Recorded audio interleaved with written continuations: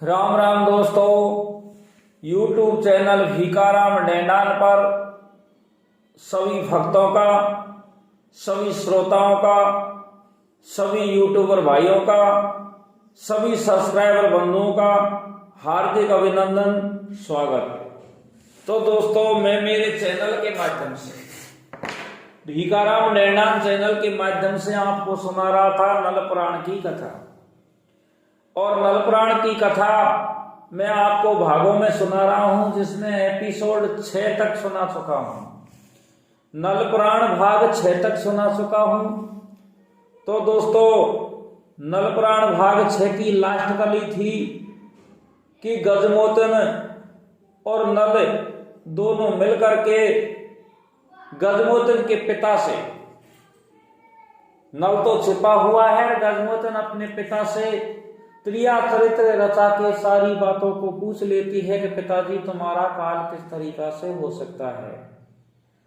तो दोस्तों, पिताजी अपनी बेटी को सारी बात बता के सो जाता है और सुबह जल्दी खड़ा होकर के बियाबान जंगल में अपनी आखेट के लिए, अपने शिकार खेलने के लिए निकल जाता है। इधर को गजमोतन अपने जादुओं से केसों में छिपी हुई डिब्बी को बाहर निकालती है, डिब्बी को खोलती है, वो मक्खी को अपने मंत्रों से तुरंत नल बना लेती है। नल से कहती है कि नल, आज दिन 3 हो चुके हैं और तू भी तेरे मामा श्रीन से कॉल करके आया है और मैंने मेरे पिताजी से सारी बात पूछ ली है, आपने भी सारी बात सुन ली है।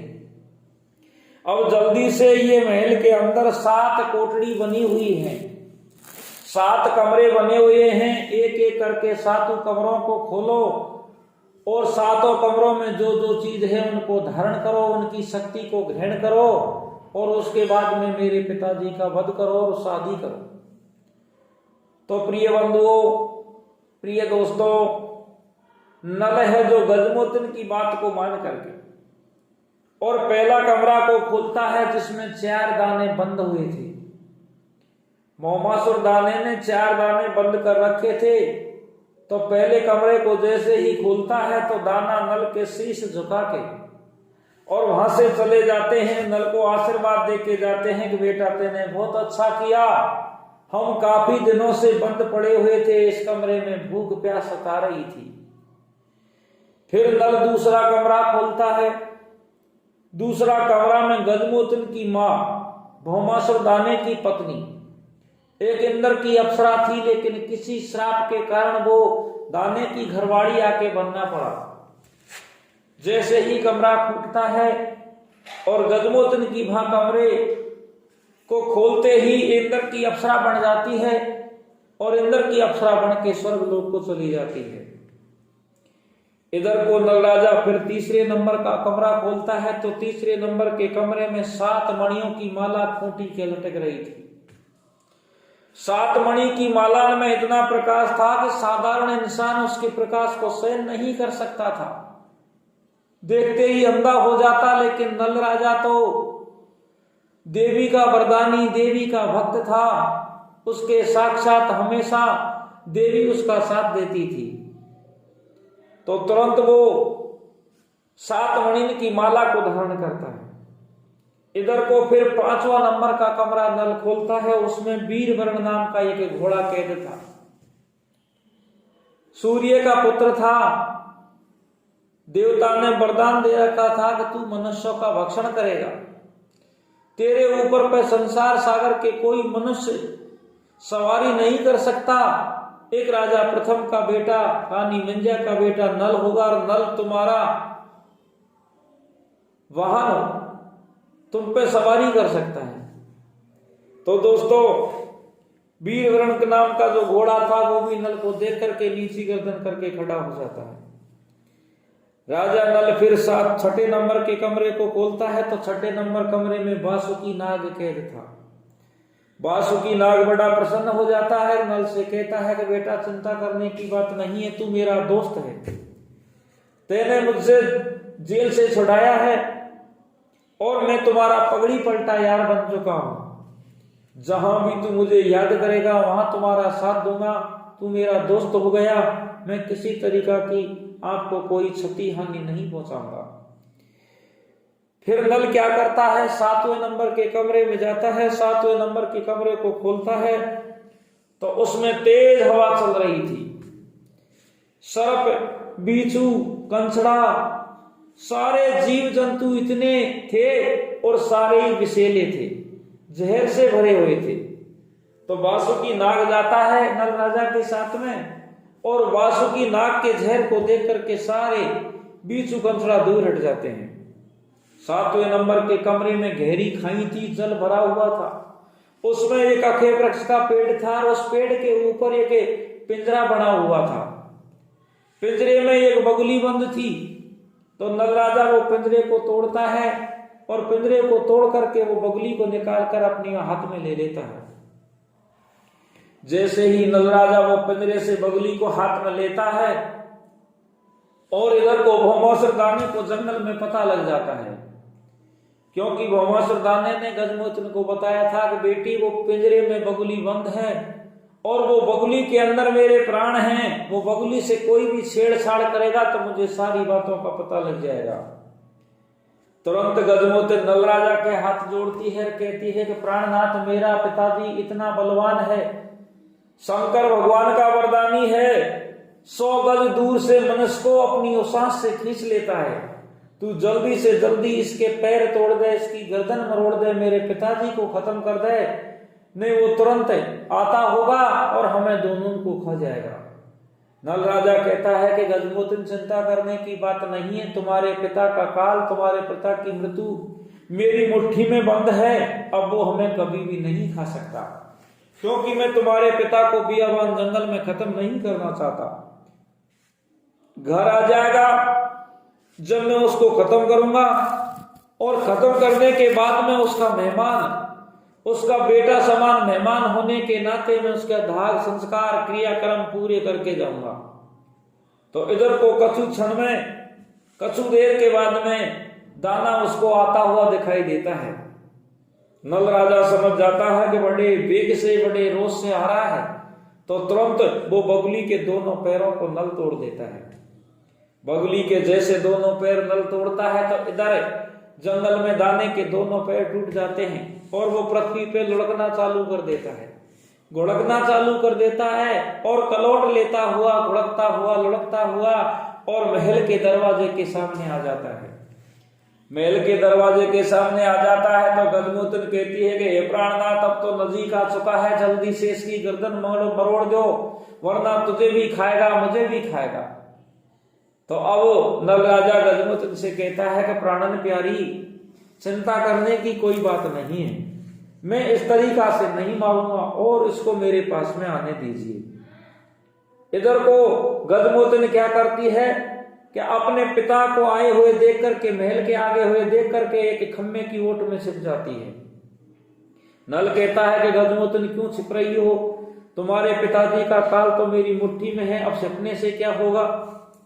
इधर को दाना भौमासुर आवाज लगाता है कि बेटी गजमोचन कहाँ हो, जल्दी आओ, मेरे प्राणों की रक्षा करो, तैने मेरे साथ में दगा किया है, छल किया है, कपट किया है, मेरे से धोखा किया है।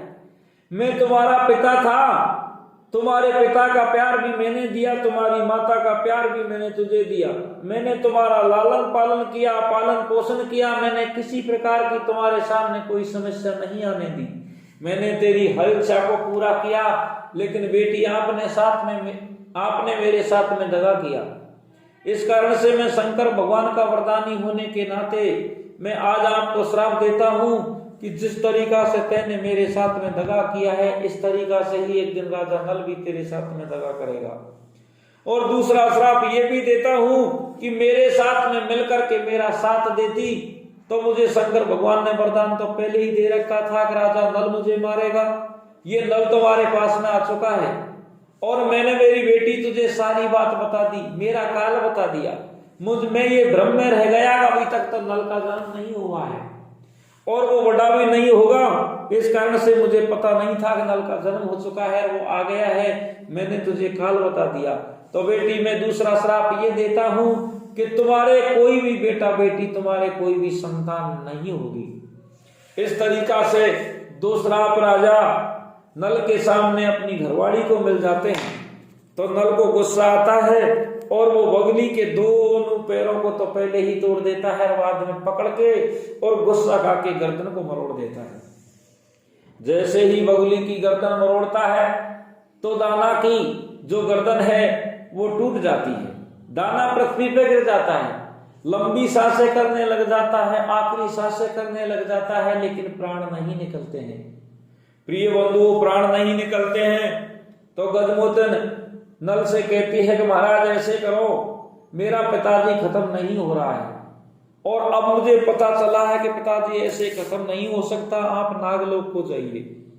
और नागलोक में वासुकी नाग की कन्या है, उसके पास में शंकर भगवान का दिया हुआ एक बाण है, उस बाण का नाम है वज्र बाण, उसको लेके आइए और वो मेरे पिताजी की छाती में लगेगा जब मेरे पिता के प्राण निकलेंगे, वरना वो इस तरीका से तड़पता रहेगा।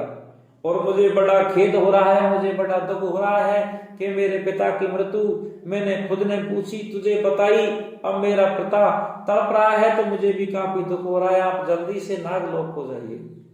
इतनी बात को सुनकर के नल कहता है कि प्राणन प्यारी, मैं नागलोक को कैसे जा सकता हूं, मैं नागलोक को जानता ही नहीं, कहाँ है। गजमोचन कहती है कि सातवां द्वार, सातवां जो कमरा आपने खोला था जिसमें से आप पिंजड़ा को लाए थे, बगली को लाए थे, उसी कमरे में जाओ और उसी कमरे में घेरी खाई बनी हुई है, वो खाई के द्वार से ही नागलोक के लिए रास्ता जाता है। और आप ये 7 मणि की माला को अपने शरीर में, अपनी गर्दन में धारण करो और ये 7 मणि की माला आपको नागलोक के लिए पहुंचा देंगी। तो अब तुरंत नल राजा 7 मणि की माला को धारण करता है दोस्तों, धारण करके 7वें कमरे में जाता है और उसी गहरी खाई के माध्यम से नागलोक को पहुंच जाता है। नागलोक में जाके देखता है तो वासुकी कन्या अपने कमरे में पलंग में सो रही है और अपने गद्दे के नीचे वो बाण दे रखा है। नल राजा जाकर के ये दृश्य को देखता है तो धीरे धीरे धीरे वो बाण को निकालने लग जाता है। पूरा बाण नगवंती के नीचे से निकल जाता है, लेकिन नगवंती को अचानक से निद्रा टूट जाती है, नींद खुल जाती है और सामने पराये पुरुष को देख करके पराये पुरुष से कहती है कि हे जल्दी बताओ पुरुष तुम कौन हो। राजा नल कहता है कि मैं नल हूं, रानी मंजा का बेटा हूं, राजा प्रथम का बेटा हूं। इतनी बात को सुनकर के वासुकी नाग की कन्या नगवंती कहती है कि हे प्राणनाथ, मैं आपकी ही भक्ति कर रही थी, आपके नाम का ही जप करती थी। मैं हमेशा 3 युगों से, मेरे 3 जन्म बीत गए हैं, मैं 3 जन्मों से हमेशा यही प्रतिज्ञा कर रही थी कि नल आवे और नल मेरे साथ में शादी करे। शंकर भगवान ने भी मुझे यही वरदान दिया था कि ये बाण को लेने के लिए एक दिन तुम्हारे पास में नल आएगा और उससे शादी की बात करना। तो नल राजा नगवंती से कहता है कि हे प्राणन प्यारी, हे सुंदरी, मैं आपसे शादी नहीं कर सकता क्योंकि मैं भौमासुरदाने की बेटी गजमोचन से शादी करूंगा। गजमोचन ने मेरा साथ दिया, अपने पिता का ही वध करवा दिया और वो मेरी इंतजारी कर रही है। ये बाण को लेने के लिए मैं आया हूं, ये बाण से उसके पिता के प्राण निकलेंगे और मैं उसी के साथ में शादी करूंगा। तो अब नल मना कर देता है तो वो पतिव्रता नारी थी, एकदम से गुस्सा करती है और मंत्रों का जाप करके और पानी का छींटा अपने शरीर में मारती है। शरीर में मार करके एकदम से शरीर में अग्नि प्रचंड हो जाती है, अग्नि प्रचंड हो जाती है और कन्या जलने लगती है। तो जलती जलती नल को श्राप दे देती है कि जा नल, मैं तुझे श्राप देती हूं कि एक दिन तुम्हारा राजपाट सारा छिन जाएगा और राजपाट छिन जाएगा, तुम तेली के घर जाकर के चाकरी करोगे और मैं समद शिखर के राजा भीम, समद शिखर के राजा भीम की पुत्री दमयंती बनूंगी और दमयंती बन के मैं तेरे साथ में शादी करूंगी और मैं जो गजमोचन है तुम्हारी, वो प्राणन प्यारी है जिसके साथ में तू शादी करना चाह रहा है, उसको मैं महल के ऊपर से धक्का देकर के खत्म करूंगी। इस तरीका से नल को श्राप देकर के वो कन्या जल के भस्म हो जाती है, जल के भस्म हो जाती है और राजा नल वो वज्रबाण को लेकर के वापस पृथ्वी पे आ जाता है, वापस राजा के दाना के महल में आ जाता है और दाना के महल में आकर के दाना के सामने तीर से धनुष पे संधान करके और उसको छोड़ता है और वो दाना के प्राण पखेरु उड़ जाते हैं। प्राण पखेरु उड़ जाते हैं तो नल है जो विधि विधान से उसका दाग संस्कार करता है, उसका सारा क्रियाक्रम करता है। सारा क्रियाक्रम करने के बाद में गजमोचन कहती है कि हे प्राणनाथ, अब सब कुछ हो चुका है, अब मेरे साथ में शादी करो। शादी करने की बात जब आती है तो नल कहता है कि अब यहाँ तुम्हारे पास में कोई नहीं है, मेरे पास में कोई नहीं है, तुम्हारा परिवार नहीं है, मेरा परिवार नहीं है, शादी कौन कराएगा? तू मेरे साथ में चले और मैं मेरे घर के चल के और वहां शादी करेंगे। तो गजमोचन कहती है कि चिंता की बात नहीं है, तुम तो देवी माँ का स्मरण करो और मैं नारद मुनि का स्मरण करती हूँ। तो अब गजमोचन नारद मुनि का स्मरण करती है तो नारद मुनि वहां आ जाते हैं और राजा नल है जो देवी माँ का स्मरण करता है तो माँ दुर्गे वहां पहुंच जाती है और भय माता का स्मरण करता है, भय माता भी वहां पहुंच जाती है। तो भय माता, देवी मैया और नारद मुनि अग्नि जला के अग्नि के समक्ष गजमोचन को नल को बैठा करके उनकी 7 भरभोरियां पड़वा देते हैं। 7 भरभोरियां पड़वाने के बाद में नल को नारद मुनि एक ज्ञान देता है कि नारद मुनि कहता है कि नल और गजमोचन दोनों मेरी बात को सुनो कि मैं आपके सामने नल प्राण का वर्णन करता हूं, शुरू से लेकर के और एंड तक का नल प्राण सुनाता हूं। ये नल प्राण आपको आगे चल के काम आएगा। गजमोचन से बार बार कहता है कि गजमोचन ध्यान दे के नल प्राण को सुने कि नल प्राण को या तो तू सुनेगी, इसके बाद में तू जानेगी, या नल जानता है, इसके अलावा न इसकी माता जानती है, न इसका पिता जानता है, कोई भी नहीं जानता है। तो अब नारद मुनि शुरू से लेकर के एंड तक का नल प्राण गजमोचन को सुना देते हैं। गजमोचन भी सुनती है, नारद मुनि भी सुनाता है और नल भी सुनता है। सारे सुनने के बाद में अब देवी माँ और भय माता अंतर्ध्यान हो जाती हैं। नारद मुनि भी चला जाता है। नारद मुनि बाद जाने के बाद में वो वीरवर्ण नाम का घोड़ा था, उसको याद करता है तो वीरवर्ण नाम का घोड़ा आ जाता है और घोड़ा पर जैसे ही बैठने के लिए नल तैयार होता है तो घोड़ा नल से कहता है कि हे नल, तू भी क्षत्रिय है और मैं भी क्षत्रिय हूँ, सूर्य का पुत्र हूँ, मैं तुझे तो बैठा सकता हूँ, लेकिन आज तक मैंने कभी किसी स्त्री को मेरे ऊपर नहीं बिठाया। मैं स्त्री से दूर रहना चाहता हूँ, स्त्री को नहीं बिठाना चाहता। इतनी बात को सुनकर के गजमोचन कहती है एक छोटी सी बात है, इसकी तुम चिंता मत करो, मैं जादू विद्या में निपुण हूँ और वीरों से भरी हुई हूँ, तुम चलो, मैं तुमसे पहले ही आ जाऊंगी। तो राजा नल वीरवर्ण नाम का घोड़ा पर सवार होकर के वहां से चल देता है और समुद्र के तट पे पहुंच जाता है जहां मामा जहाज में बैठे हुए थे, उसकी इंतजारी कर रहे थे। और इधर को गजमोचन भी अपने वीरों से, अपनी जादू विद्या से तुरंत नल के साथ ही और समुद्र के तीर पे पहुंच जाती है। तो दोस्तों, ये प्रसंग काफी लंबा हो चुका है और आप सुन रहे हैं नल प्राण का ये 7वां भाग है और 7वां भाग के बाद में अगले वीडियो में मैं आपको नल प्राण का 8वां भाग सुनाऊंगा। तो राम राम दोस्तों, जय हिंद, जय भारत।